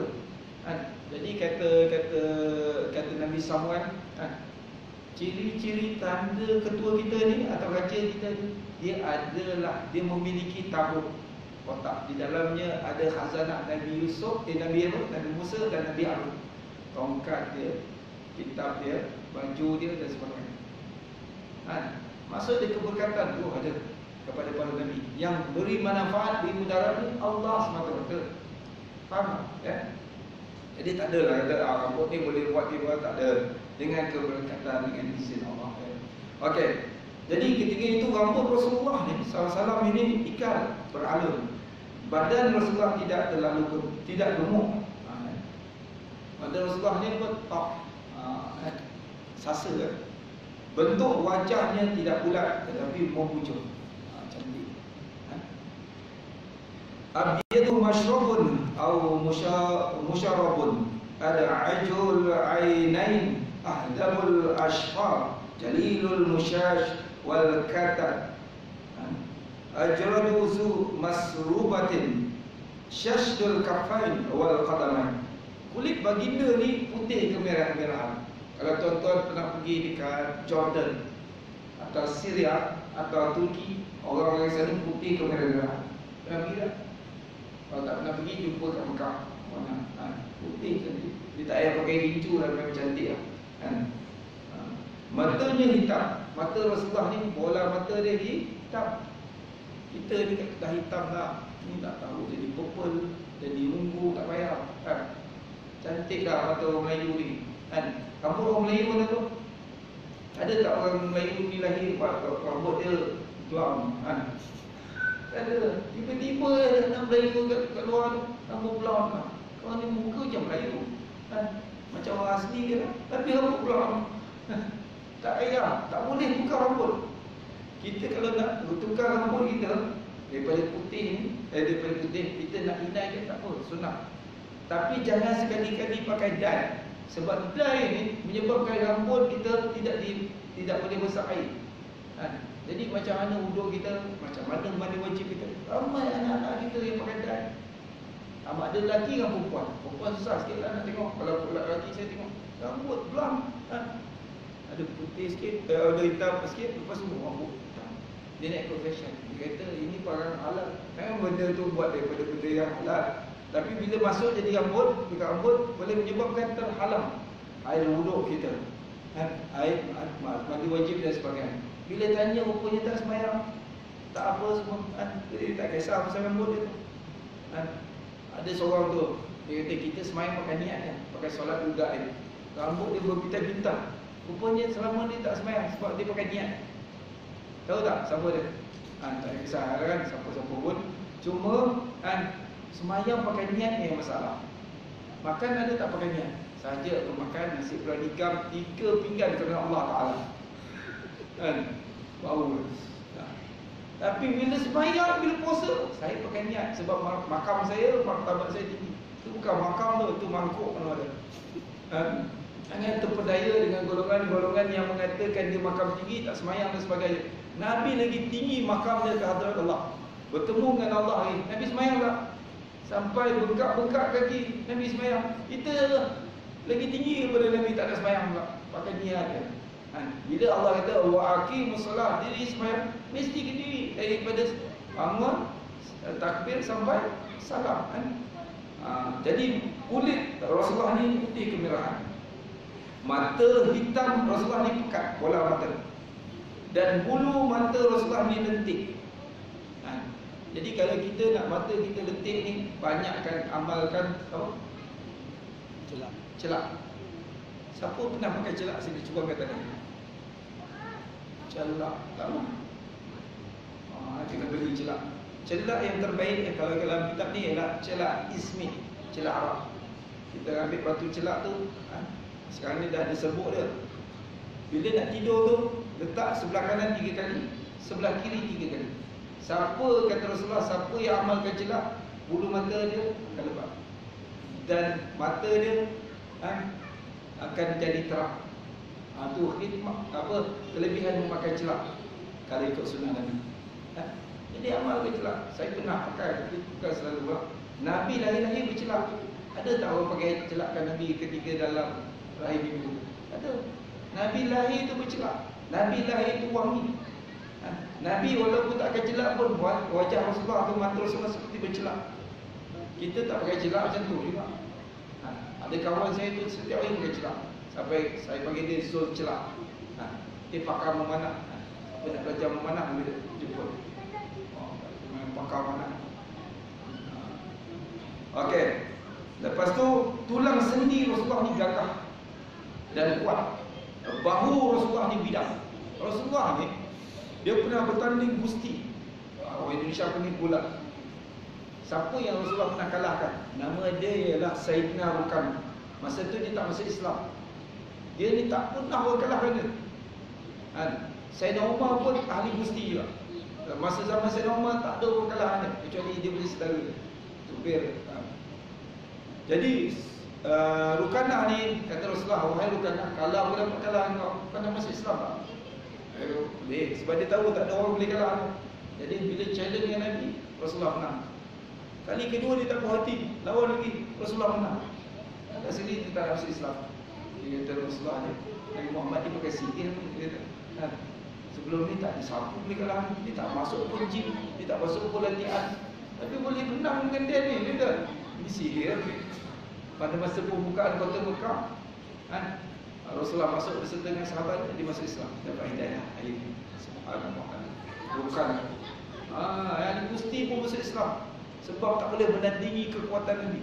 Sebab Rasulullah ni badan sasa. Dan badan Rasulullah ni bersih daripada bulu dan rambut. Tetapi Rasulullah mempunyai bulu dada yang memanjang daripada atas ni sampai ke pusat. Ada bulu dada kat sini. Yang lain tu cantik. Dan telapak tangan kaki dan telapak tangan dan kaki Rasulullah ni terasa apa? Tebal. Tapi lembut. Iza masya taqalla'a ka'annama yanhattu fi sababin wa idza iltafata ma'an baina katifai khatamun nubuwah wa huwa khatamun nabiyyin ajwadun nas sadran wa asdaqun nas lahjatan wa alyanuhum 'ariqatan wa akramuhum 'ishratan man ra'ahu badihatan ahabbahu wa man halatahu ma'rifatan ahabbahu yaqulu na'ituhu lam ara qablahu wa la ba'dahu mislah sallallahu alaihi wasallam. Dan apabila Rasulullah sallallahu alaihi wasallam berjalan, pergerakannya kelihatan tegak, iaitu kakinya diangkat dengan kekuatan seolah-olah baginda sedang turun di lereng yang curam laju. Pantas Rasulullah berjalan. Dan kat sini yang kita boleh ambil sunnah Nabi, Rasulullah suka berjalan. Dan apabila baginda berpaling, kedua-dua bahunya berpaling serentak. Macam orang panggil, ya Rasulullah, dia akan berpaling macam ni. Kalau kat sana, ya Rasulullah, Rasulullah akan berpaling dengan bahu sini, muka dan bahu. Nampak? Kita kalau orang panggil Mat, ya, itu bukan sunnah. Nampak tak? Kalau orang panggil Ali, ya, itu tak sunnah. Dia kena sunnah ni, Ali, labbaik, ya, muka dengan dada sekali kena berpaling. Nampak tak sunnah yang kita dapat belajar hari ini? Yang pertama, laju orang jalan. Maksudnya Rasulullah jalan bukan leweh lah. Lemah gemalai. Itu orang perempuan. Orang lelaki jalan macam mana? Tegak. Dan apabila baginda berpaling, kedua-dua bahunya berpaling serentak, iaitu seluruh badannya turun berpaling. Di antara kedua-dua bahu baginda terdapat khatamun nubuwah, iaitu seal cop mohon Nabi. Maka Muhammadun aba ahadin min rijalikum walakin Rasulullah wa khataman nabi. Menunjukkan Nabi ini penutup segala Nabi. Surah Al-Ahzab ayat 40, iaitu tanda kenabian bagi para nabi. Rasulullah SAW seorang manusia yang hatinya paling pemurah. Rasulullah paling berlapang dada, tidak pernah berkeluh kesah atas sikap penyiksaan dan benda yang tidak baik daripada kaumnya. Rasulullah tak pernah ambil hati dengan kaum dia yang macam-macam buat. Rasulullah pernah berdakwah. Ada satu orang musyrikin, dia ambil satu baldi tanah, dia siram kepada kepala Nabi. Tadi Nabi ni kuat, Nabi ni hebat. Dia walau bagi orang botol memang pesa tu kan. Tapi Rasulullah ada bagi tak? Tak. Dia ambil satu baldi, dia siram daripada kepala Rasulullah sampai ke bawah. Kalau kita nak kena buat macam tu, kita faham. Jom nak sembahyang, dia ambil sebaldi dia terungkup kat kepala kita. Ini bukan baldi biasa lah. Dia ambil dengan tanah saja. Jadi ketika Sayyidatina Fatimah membersihkan baju Rasulullah pada debu, muka Rasulullah pada debu, kepala Rasulullah pada debu, jumpa serban Rasulullah pada debu ni, dia nangis Sayyidah Fatimah. Kata Rasulullah, wahai anak perempuanku, wahai Fatimah, jangan kau sedih, Allah akan beri kemenangan kepada ayahmu ini. Turunnya ayat di dalam surah An-Nahl menceritakan tentang kesabaran Rasulullah. Kalau kamu nak balas, kamu boleh balas ya Rasulullah. Tapi kalau kamu bersabar, sabar itu lagi baik bagi kamu. Subhanallah. Jadi Rasulullah ini tidak mudah mengeluh kesah. Malah Rasulullah doakan mereka dengan kebaikan. Termasuk kaum Bani Sakif di Taif. Semua balik bantu dengan Nabi. Rasulullah balas dengan apa? Doa. Allahumma yahdil qaum fa innahum la ya'lamun. Ya Allah, berikan mereka hidayah, mereka di kaum yang tidak mengetahui. Dengan sebab itu selepas hijrah Nabi, selepas Rasulullah buka Taif, lepas perang Hunain, Bani Sakif ni berlumbur-lumbur, berbondong-bondong masuk Islam. Dan sekarang di Taif tak ada satu orang yang musyrik kepada Allah dengan doa Rasulullah. Mudah-mudahan daripada kalangan penduduk ini, Bani Sakif ini, mereka ni lahirnya zuriat-zuriat keturunan yang tidak akan menyebutkan Allah. Ini doa Nabi. Ya Allah, berikanlah mereka hidayah. Mereka adalah kaum yang tidak mengetahui. Sebab apa? Akan datang pada zuriat mereka nanti kaum yang tidak akan menyebutkan Engkau ya Rasulullah. Dengan doa Rasulullah sampai sekarang, penduduk Bani Sakif tidak syirik kepada Allah, malah beriman kepada Allah. Baginda adalah orang yang kata-katanya paling jujur. Maksud dia apa? Wa asdaqun nas lahjah. Orang yang paling benar. Siapa yang melihat manusia yang mempunyai perangai yang paling lembut dan paling ramah dalam pergaulan. Wa al yaduhum ariqah. Maksud dia sangat lembut, wa akramuhum ishrah. Dan sangat paling ramah dalam pergaulan. Dengan kawan-kawan, dengan sahabat, dengan jiran, dengan anak-anak, dengan isteri, dengan keluarga Allah, dengan pakcik-makcik dia, dengan bangsawan, dengan orang-orang yang susah, orang yang miskin, dengan ibu tunggal. Rasulullah jaga dengan pergaulan. Dan dengan budak-budak Allah, Rasulullah layan baik. Jadi katanya man ra'a badihatan haba. Siapa yang melihat Rasulullah ni buat pertama kali atau secara tiba-tiba, pasti hormat dan segala. Seperti Rabi al-Ka'ab, dia tengok Rasulullah terus jatuh cinta. Subhanallah. Man ahabbani dakhal jannah. Kata Rasulullah, siapa cinta aku masuk syurga. Wa man asari faqad aba. Siapa yang benci aku semuanya, dia enggan nak masuk syurga. Manusia yang bila melihatnya buat kali pertama atau tiba-tiba, pasti hormat dan segan padanya. Yaqulu na'aituhu lam ara qablahu wa la ba'dahu nas. Siapa yang berkenalan dengan baginda tentu mencintainya. Orang yang menceritakan sifat Rasulullah tentu berkata lam ara qablahu wa la ba'dahu mislah. Dan tentu berkata belum pernah aku melihat seorang yang setanding dengan baginda, sama ada sebelum kelahirannya atau selepas Rasulullah meninggal dunia atau wafat. Hadis ini diriwayatkan oleh Tirmizi.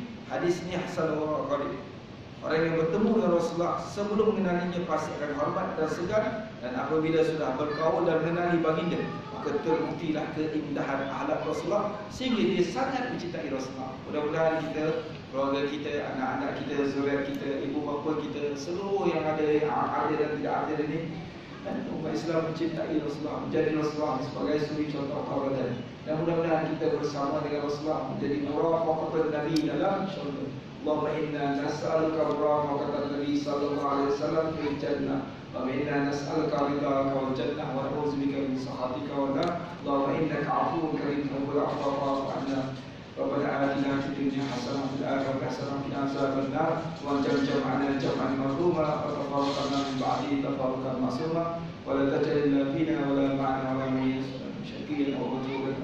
اللهم ارزقنا متابعة النبي محمد صلى الله عليه وسلم أولا وآخر صلى الله عليه وسلم فعلا وعبادا وعملا صالحا وصلى الله على سيدنا محمد وعلى آله وصحبه وبارك وسلم في كل حد ما نسأل على الله وسلام على المرسلين والحمد لله رب العالمين تقبل الله سبحانك اللهم وبحمدك أشهد أن لا إله إلا أنت أستغفرك وأتوب إليك بسم الله الرحمن الرحيم وبالله التوفيق والهداية السلام عليكم